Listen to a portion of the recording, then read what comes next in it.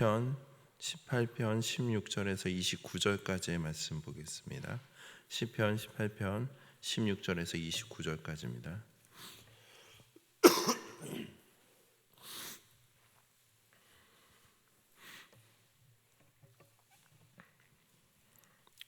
한 절씩 교도하고 마지막 29절은 함께 합독하도록 하겠습니다. 그가 높은 곳에서 손을 펴사 나를 붙잡아 주시며 많은 물에서 나를 건져내셨도다.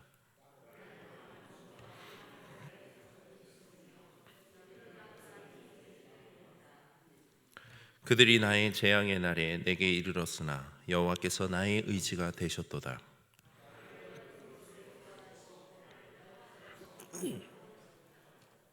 여호와께서 내 의를 따라 상 주시며 내 손의 깨끗함을 따라 내게 갚으셨으니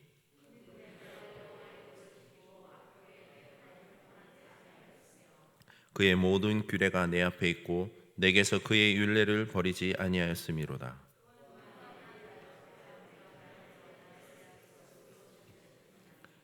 그러므로 여호와께서 내 의를 따라 갚으시되 그의 목전에서 내 손이 깨끗한 만큼 내게 갚으셨도다.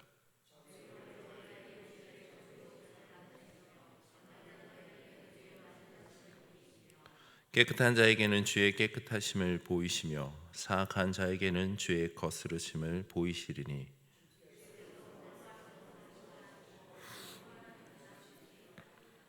주께서 나의 등불을 켜시며 여호와 내 하나님이 내 흑암을 밝히시리다. 내가 주의 의뢰하고 적군을 향해 다니며 내 하나님을 의지하고 담을 뛰어넘나이다. 아멘. 잠시 기도하겠습니다. 하나님 감사합니다. 오늘도 또 주님 앞에 말씀과 기도로 먼저 나아갑니다. 하나님 오늘 드려지는 말씀을 통해서 우리의 삶에 더욱더 하나님과 함께 동행하는 은혜가 있게 하여 주시고 또 말씀을 통해 우리의 심령이 변화되는 은혜가 있게 하여 주시옵소서. 오늘 하루도 주님의 뜻대로 살길 소망합니다. 우리에게 그와 같은 믿음을 더하여 주시옵소서.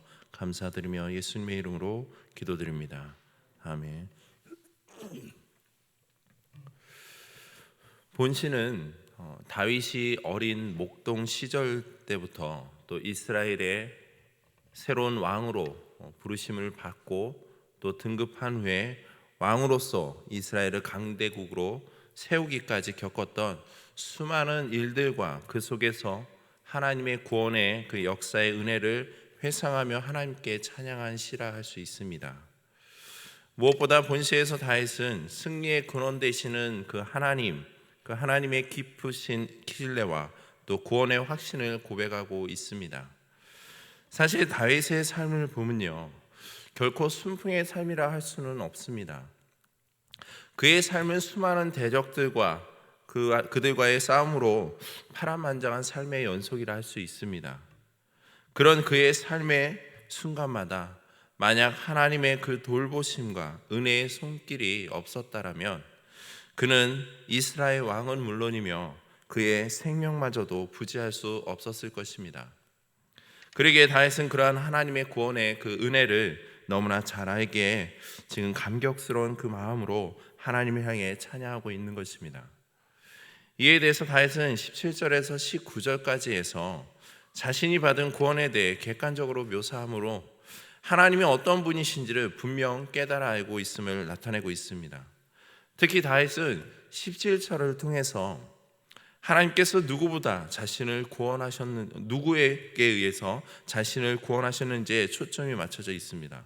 즉 다윗은 하나님께서 자신을 강한 원수 또한 자신을 미워하는 자 또 자신보다 힘센 자들로부터 건지셨음을 고백하고 있습니다. 사실 다윗의 일생 가운데 그가 상대했던 대적들 중에는 어느 하나도 쉬운 상대가 없었습니다. 도리어 자기보다 강한 자들이었지만 그럼에도 불구하고 자신이 그들을 다 이기고 굳게 설 수 있었던 것은 바로 그가 의지하며 그를 도우시는 하나님의 강하심을 믿고 확신하고 있기 때문입니다. 여러분, 우리의 대적들, 즉 사단 마귀는 매우 강합니다. 우리가 가진 능력과 힘으로는 악한 것들을 상대할 수도 이길 수도 없습니다. 종교가인 루터는 우리의 힘만을 의지할 때 우리는 패할 수밖에 없다라고 말합니다. 그러나 앞에 2절에서 다윗은 여호와 하나님에 대해 어떻게 고백하고 있습니까? 나의 반석, 나의 요새, 나를 건지시느니 나의 하나님, 나의 바위, 나의 방패시며 나의 구원의 뿔, 나의 산성이라 고백하고 있습니다. 이처럼 다윗은 앞지 않은 자들의 그 강함과 자신의 연약함을 대조시킴으로 인해서 하나님의 구원이 없었다면 자신은 결코 그들로부터 헤어나지 못했을 것일까, 또한 자신을 도우시는 하나님은 그 누구보다 강하다는 것을 고백하고 있습니다. 여러분, 그리스도께서는 우리의 방패가 되어주십니다. 연약한 우리가 그의 모든 악의 세력을 굴복시키고 무너뜨리는 은혜를 체험할 수 있는 것은요, 전지전능하시며 강하신 하나님께서 우리를 항상 늘 돌보시고 함께 하셔서 우리를 대신하여서 우리는 우는 사단 마귀와 대적들과 싸우기 때문입니다. 그로 인해 창조주 하나님의 그 능력과 그 위대하심을 구원의 역사 가운데 드러나고 계신다는 겁니다. 17절에서 19절까지의 말씀입니다. 나를 강한 원수와 미워하는 자에게서 건지셨으며 나의 재앙의 날에 내게 이르렀으나 여호와께서 나의 의지가 되셨으며 나를 넓은 곳으로 인도하시고 나를 기뻐하심으로 나를 구원하셨도다. 저와 여러분들도 삶 가운데 날마다 이와 같은 고백이 넘쳐나길 소망합니다. 우리가 세상 속에서 어떤 위기와 어려움을 맞이하고 어떤 대적들 앞에 서든지 성도인 우리는 불의 앞에서는 당당할 수 있어야 합니다. 왜냐하면 우리 곁에는 늘 하나님께서 계시며 그분께서 우리를 대신하여 싸우시며 우리에게 승리를 안겨주시기 때문입니다. 이에 대해 다윗은 18절에 그들이 나의 재앙의 날에 내게 이르렀으니 여호와께서 나의 의지가 되셨도다 라고 고백하고 있습니다. 이는 시인 자신이 하나님을 의지한 것이 아니라 바로 하나님께서 고난을 받고 있는 자신에게 다가오셔서 이미 그 자신의 보호자가 되셨으며 의지할 분이 되셨다라는 그 사실을 강조하는 말입니다. 이처럼 하나님은 지금도 살아 역사하셔서 우리 곁에서 반석과 요새가 되어주시고 방패가 되어주시며 나의 하나님이 되셔서 대적들과 싸우시며 나의 구원의 길로 인도해 주신다는 사실을 우리는 잊지 말아야 합니다. 또한 시인은 20절에서 24절까지의 말씀을 통해서 자신이 어떠한 의로운 삶을 살았는지와 또 그러한 의로움에 따라 하나님께서 은혜로 갚아주셨음을 고백하고 있습니다. 먼저 23절까지 보시면 시인은 여호와의 도를 지켰으며 하나님을 떠나지 아니하였으며 율례를 버리지도 아니하였으며 죄악에서 스스로 자신을 지켰음을 고백하고 있습니다. 이는 다윗이 하나님 앞에서 의롭게 살아왔음을 묘사하고 있는 것으로 하나님의 율법을 얼마나 가까이 했는지와 그 율법을 삶 속에서 얼마나 분명하게 실천했는지를 나타내주고 있는 것입니다. 이에 대한 표현으로 시인은 22절에 그의 모든 규례가 내 앞에 있다라고 고백합니다. 이는 마치 얼굴과 얼굴을 맞대고 있는 것과 같이 율법을 가깝게 하고 하나님 앞에서 그것을 실천하는 신실한 삶을 살았음을 나타내는 것입니다. 무엇보다 시인은 22절에 내게서 그의 율례를 버리지 아니하였다라고 고백하고 있듯이 다윗은 하나님의 율법을 업신여기지 않았을 뿐만 아니라 앞으로도 계속해서 그럴 것임을 의미하고 있다라는 겁니다. 이렇게 시인이 율법을 굳게 지킬 수 있었던 것은 바로 자신이 언약에 충실한 삶을 살 때 어떤 위기 속에서나 어떤 대적들 앞에서도 하나님께서 자신의 요새가 되어 지키시며 승리케 하실 것을 확실히 믿기 때문입니다. 그리고 그 결과 24절에 여호와께서 내 의를 따라 갚으시되 그의 목전에서 내 손이 깨끗한 만큼 내게 갚으셨도다라고 고백하고 있습니다. 여기에 보면 시인은 자신의 의의 판단, 즉 판정 기준을 자신의 생각이나 경험에 두고 있지 않습니다. 바로 그의 목전에 둠으로 인해서 기준을 하나님의 눈, 곧 하나님의 판단에 두고 있다라는 겁니다. 다시 말해 자신이 의로운 삶을 살았는지 아닌지에 대한 그 판단의 기준을 자기 스스로가 아닌 바로 하나님의 공의로우신 판단에 두고 있다라는 겁니다. 여기서의 의는 하나님이 가지신 절대적인 의와 같은 그 수준의 의가 아닙니다. 시인의 의는 하나님의 뜻과 말씀에 순종하여 살아가는 삶과 그 자세를 보시고 단지 하나님께서 의롭다라고 인정해 주시는 것입니다. 즉 거짓과 위선에 대존되는 하나님 앞에서의 진실함으로 인해 인정된 의라는 겁니다. 이처럼 하나님께서는 당신 앞에서 정직하게 살아왔던 다윗의 삶을 모두 기억하시고 의롭게 여기심으로 그렇게 살아간 다윗에게 어떤 어려움과 대적들 앞에서도 구원의 손길을 베풀어 주셨던 것입니다. 그리고 다윗은 이러한 하나님의 은혜를 너무나 잘 깨닫고 알고 있기에 그 찬양의 고백을 지금 하고 있는 것입니다. 그렇습니다. 우리의 삶도 마찬가지입니다. 나의 삶이 하나님의 목전 앞에서 정직한 삶, 의로운 삶을 살아간다면 공의로우신 그 하나님께서는 우리에게 귀한 열매를 삶 가운데 주실 뿐만 아니라 우리를 의롭게 여기시며 어떤 어려움과 대적들 앞에서도 구원의 손길을 베풀어 주실 것입니다. 그러므로 우리가 삶을 살아감에 있어 묵묵히 그분의 신실하신 그 말씀을 믿고 신뢰하며 나아갈 때 나를 붙들고 계신 그분을 보게 될 것이며 그분께서 나에게 베풀어 주신 그 은혜를 체험하고 감사하게 될 것입니다. 그러나 우리가 명심해야 할 것이 있습니다. 그것은 하나님은 공의로우신 분이시기에 모든 사람에게 공의로 판단하시고 보응하신다는 사실입니다. 25절에서 28절까지 보시면 시인은 하나님의 성품을 객관적인 시각에서 묘사하며 보응의 결과가 무엇인지를 고백하고 있습니다.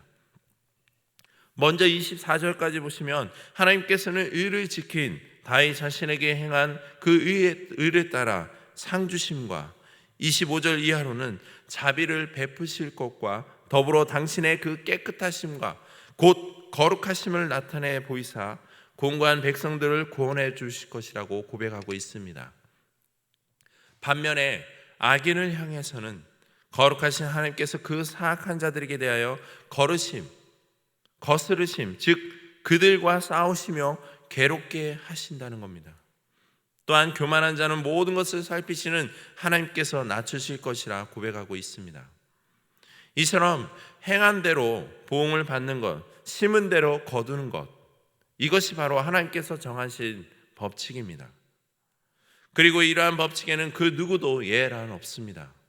시인은 28절에 주께서 나의 등불을 켜시며 여호와 내 하나님이 내 흑암을 밝히시로다 고백하고 있습니다. 이는 하나님께서 자신의 생명을 대적으로부터 보호하시고 자신을 번영케 하시며 더 나아가 자신의 후손들에게까지 은혜와 자비를 베풀어 주실 것에 대한 그 믿음을 드러내고 있는 것입니다. 특히 내 하나님이 내 흑암을 밝히신다라는 것은 지금 시인이 처한 절망적인 그 상황 속에서 하나님께서 크신 권능으로 구원하시고 인도해 주실 것을 의미하고 있습니다. 또한 하나님의 그 놀라운 능력을 공급받아 시인은 용사로서 궁극적으로 승리에 이르게 되었음을 29절에 내가 주를 의뢰하고 적군을 향해 달리며 내 하나님을 의지하고 담을 뛰어넘나이다 라고 고백하고 있다는 겁니다. 이처럼 시인에게 있어 대적들의 공격을 물리칠 뿐 아니라 적진을 향해 말을 달리며 적의 성벽까지 뛰어넘는 그 용사로서의 용맹한 모습이 가능한 것은 바로 의인을 보호하시며 지키시는 신실하신 하나님, 당신의 백성들에게 세상이 감당 못할 그 힘과 용기를 공급하시는 전능하신 하나님의 도우심이 있었기 때문이라는 겁니다. 이처럼 하나님은 당신을 의지하는 모든 성도들에게 필요한 모든 능력을 공급해 주시며 도우시는 분입니다. 혹여나 우리들 가운데 분명 넘어야 할 산이 있거나 감당해야 할 대적이 있는데 나의 연약함으로 어찌할 수 없는 지경에 처해 있다면 오직 하나님께 의뢰하시길 소망합니다.